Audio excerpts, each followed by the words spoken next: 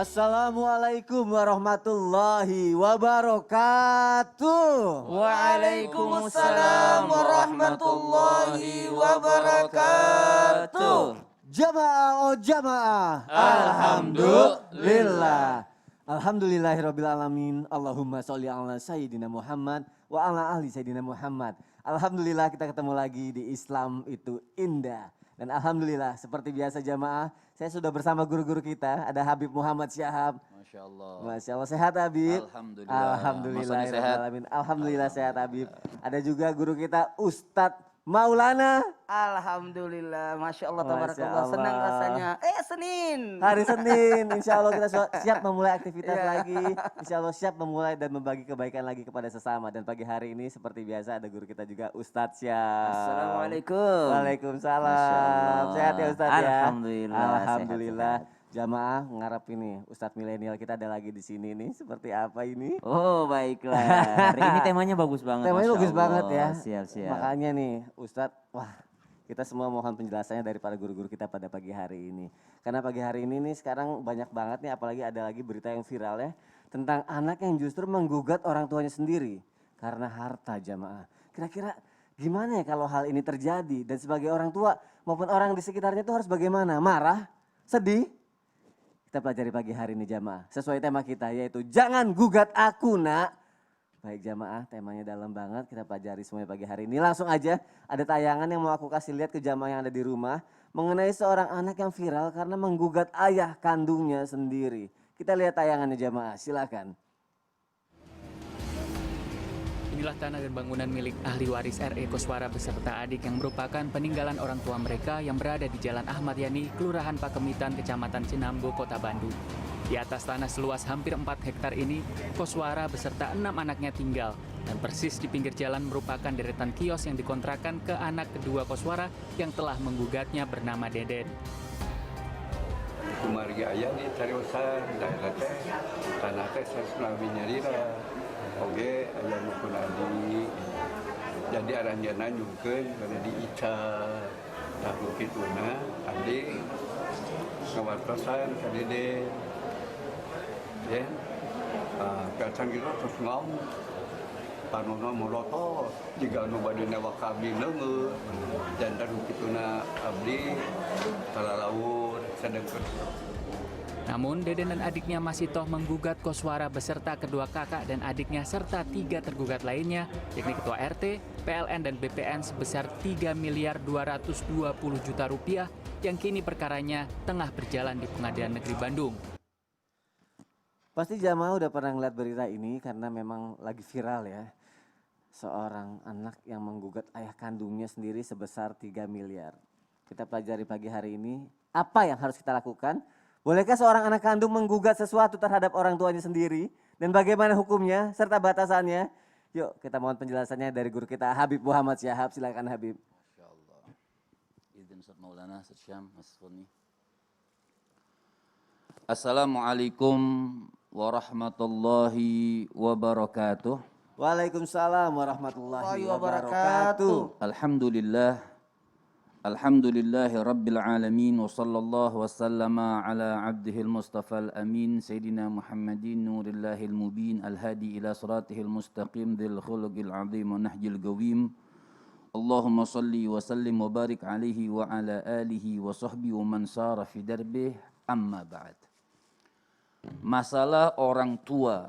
Orang tua ini Allah subhanahu wa ta'ala sangat banyak, cukup banyak di dalam ayat Allah subhanahu wa ta'ala untuk mengingatkan kita sebagai anaknya berakhlak dan beradab, menghormati, berbakti kepada kedua orang tua kita. Seperti Allah subhanahu wa ta'ala mengatakan, wa wasainal insana biwalidayhi ihsana. Artinya Allah subhanahu wa ta'ala menganjurkan, sangat menganjurkan, memerintahkan kepada kita untuk berbakti kepada kedua orang tua kita. Langsung saja dalam kasus ini seperti apa? Dikatakan di dalam kitab disebutkan syarah Muhammad Syekh Ibrahim Baijuri dalam kitabnya Tuhfatul Murid ala Jauharati Tauhid.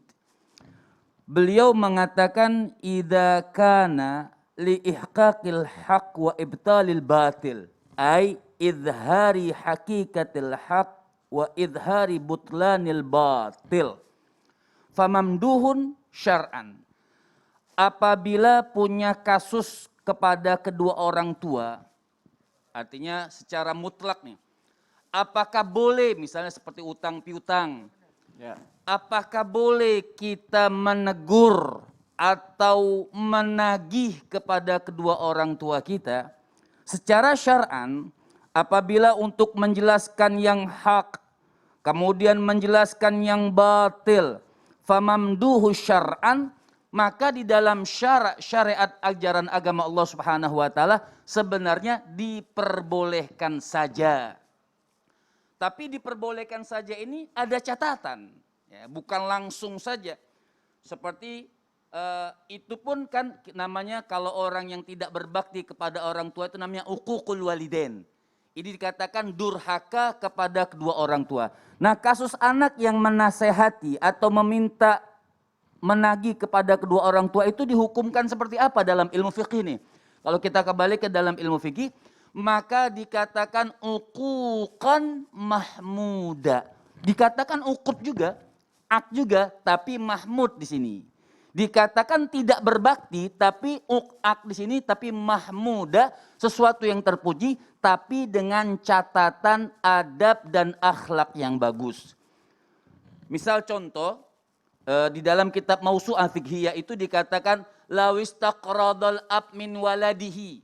Apabila seorang orang tua baik ibu atau ayah, istaqrada, artinya apa? Meminjam sesuatu kepada anaknya. Baik itu uang atau apa saja meminta kepada anaknya, anna lil waladi mutalibatahu, artinya boleh bagi seorang anak, hukumnya dulu nih, boleh bagi seorang anak untuk meminta atau menagih haknya kepada orang tua seperti apa yang dia pinjam. Pertama diperbolehkan, ini menurut madhab ghair Hanabila, kecuali Imam Ahmad bin Hambal. La yutalib, apabila orang tua meminjam, apa hukumnya? La yutalib, tidak tidak boleh menagih. Tapi insya Allah nih belum selesai bahasanya, tapi udah nol. Insya Allah nanti sedikit kita akan teruskan. Belum selesai nih dalam fikihnya. Berarti ada beberapa mazhab yang memperbolehkan. Ada juga yang tidak gitu ya, Bib, ya. Tapi nanti ada catatannya. Tapi Tunggu, nanti ada catatannya. insya Allah di segmen berikutnya kita bahas. Baik, ada catatannya, adabnya juga seperti apa. Tapi kalau dari Hari Nurani, masa sih yakin mau menagih orang tua sendiri? Duh, padahal kan orang tua ya jamaah ya. Bib, sekali lagi terima kasih Bib untuk penjelasannya, nanti akan kita lanjutkan lagi. Padahal ya jamaah ya, kalau orang tua kan apa-apa buat anaknya. Nyawanya dikasih buat anaknya. Ngedidik anak semua buat anaknya. Tapi yakin sekali lagi, mau menggugat sampai akhirnya harus datang juga ke pengadilan. Nah, kalau misalnya semua itu sudah terjadi seperti gambar tayangan tadi, aku juga pengen tahu nih bagaimana nih sebaiknya sikap orang tua jika sosok anak kandungnya menggugat sesuatu atas kita. Sikap kita sebagai orang tua. Mohon penjelasannya Ustadz Maulana, silakan. Izin Habib. Bismillahirrahmanirrahim. Assalamualaikum warahmatullahi wabarakatuh. Waalaikumsalam warahmatullahi wabarakatuh. Jamaah. Yeay. Oh jamaah. Yeay. Alhamdulillah. Alhamdulillahirrabbilalamin. Allahumma salli ala Sayyidina Muhammad wa ala Sayyidina Muhammad. Satu bentuk pujian dan rasa syukur kita di hari Senin hari ini 12 Jumadil Akhir. Semoga kita mendapatkan keberkahan. Alhamdulillah. Satu hal buat kita, mohon maaf tanpa menyakiti ataupun menyinggung siapapun dalam tausiah ini, saya mau sampaikan. Sebenarnya kalau menyikapi anak yang menggugat kepada kita dalam hal ini orang tua, kembali dulu kita sebagai orang tua untuk mengintrospeksi diri kita. Tidak mungkin perut itu keroncongan kalau tidak dikasih makan. Ya. Artinya Artinya anak ini kadangkala menggugat kita, meminta kita. Saya tadi kasih perumpamaan. Mas Sony saya mau tanya, kalau anak pernah nggak Mas Sony itu digugat sama anaknya? Pernah. Merengek. Kenapa sih saya tidak boleh main handphone? Iya. Kenapa sih harus tidur cepat? Iya. Kenapa sih saya harus mandi? Kenapa harus ini? Kenapa? Bahkan kadangkala anak itu meminta, mana uang jajanku? Iya. Anak yang lain dikasih jajan. Seperti ini kadangkala kita sebagai orang tua, kita tidak usah ambil contoh yang besar. Contoh kecil aja. Kadangkala anak itu seakan-akan menggugat kita.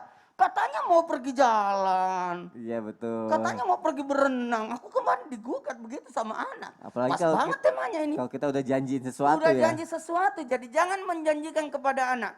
Tidak akan mungkin ada asap kalau tidak ada apinya. Ya. Maka berkata baiklah, berbaik sangkalah, serta doakanlah anak yang menggugat kita. Ya. Berbaik sangka, oh mungkin salah saya. Saya suka menjanjikan anakku ya. Aduh, jangan menjanjikan sesuatu yang belum ada disiapkan. Ini makanya mohon maaf kepada orang tua, kembali dulu pada posisi kita. Mengajarkan kesyukuran terhadap anak dan ingat menikmati hidup. Saya selalu senantiasa mengambil contoh kepada orang tua saya. Karena saya kan 13 bersaudara. Masya Allah. Kebayang nggak ibu saya mendidik 13 anak, tapi kan yang sama dengan saya itu 9 orang. Ya. Itu bayangkan kita 9 itu gimana ibu saya itu memberikan kecukupan dulu. Sehingga kita tidak meminta kepada yang lain, berharap sama yang lain. Ya. Makanya memberikan kesyukuran dan menikmati hidup. Sehingga anak-anak tidak mengharapkan tempat lain. Ya. Itu seperti itu. Kan bikin malu-malu kalau anak itu, maaf kalau pergi ke acara kawinan, kita dikasih makan dulu. Udah kenyang baru kita ke sana. Jadi enak. Mohon maaf, jadi tidak malu-maluin. Apalagi memberikan keteladanan atau membalas dengan ihsan. Kalau ada menggugat tempat kita, gimana caranya kita nyampein, jangan balas dengan kasar. Sehingga dia makin menjadi-jadi. Saya salut tadi tayangan sebelum ini, di awal Sudah tadi. mulai ya. Bagaimana reaksi orang tua dengan tenang. Ya. Dengan sabar, ini sebaiknya yang dilakukan. Kalau perlu doakan anak kita supaya mendapatkan hidayah. Apalagi tetap menjalin silaturahmi karena tidak ada bekas anak. Jadi kita jangan pernah ada anak kita malah mukul dia, jangan. nauzubillah. Nanti bukan lagi gugatannya, tapi pukulannya yang jadi hukuman. Aduh, nauzubillah min dzalik. Berarti kedua pihak, orang tua dan anak mungkin bisa saling introspeksi diri Introspeksi dulu ya. diri, iya. Apa ada yang salah dalam diri masing-masing Iya. atau apa? Mungkin tadi kayak kalau saya kaitkan dengan Iya. Tausia Habib, mungkin ada utang. Mungkin ada utang baik. Yang belum dibayar sama anak, mungkin ada janji, mungkin ada apa ya? Aduh, ini pembahasannya Banyak semakin menarik, bisa kita gali lagi lebih dalam ya nanti ya, Ustadz Maulana ya. Akan kita bahas lagi jamaah yang ada di rumah. Nah, tapi sebelumnya kita lihat yang lucu-lucu dulu nih. Ada parodi lucu nih, anak yang merasa kecewa terhadap ayahnya sendiri. Kita lihat tayangannya jamaah, silakan. Pak, bajuku kan sudah jelek-jelek, jadi aku minta uang dong buat beli baju. Nggak usah nak, nanti sekalian bapak keluar tak belikan. Ini nak baju barunya, coba dulu. Gantengnya anakku. Kan aku sudah bilang biar aku aja yang beli. Biar 10 tahun lagi masih bisa dipakai.